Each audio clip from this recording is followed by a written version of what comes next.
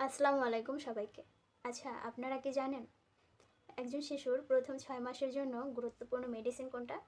হ্যাঁ, গুরুত্বপূর্ণ মেডিসিনটি হচ্ছে ব্রেস্ট মিল্ক বা মায়ের বুকের দুধ।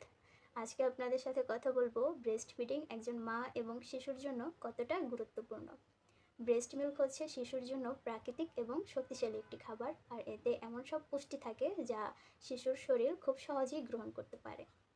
ব্রেস্ট ফিডিংয়ের মাধ্যমে একজন শিশুর ইমিউনিটি সিস্টেম বাড়ে, তারপরে বিভিন্ন রোগ সংক্রমণ থেকে রক্ষা করে, যেমন হতে পারে নিউমোনিয়া, ডায়রিয়া, বিভিন্ন ইনফেকশন ইত্যাদি ইত্যাদি। এরপরে আসি মায়েদের কথায়।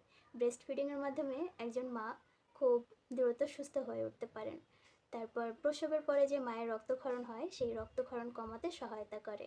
আর বিশেষজ্ঞদের মতে আমরা জানতে পারি একজন শিশু তার জন্মানোর পরে প্রথম 6 মাস ব্রেস্ট ফিডিং করাতে হবে এবং আদার্স কোনো খাবার দেওয়া যাবে না। গর্ভকালীন সময়ে একজন মা যত স্ট্রেসে থাকে, ডিপ্রেশনে থাকে, ব্রেস্ট ফিডিংয়ের মাধ্যমে সেই ডিপ্রেশনগুলো থেকে খুব সহজে বেরিয়ে এসে স্বাভাবিকভাবে জীবনযাপন করতে পারে। তাই একজন শিশুর সুস্থ এবং সুন্দর ভবিষ্যতের জন্য ব্রেস্ট ফিডিং খুবই গুরুত্বপূর্ণ।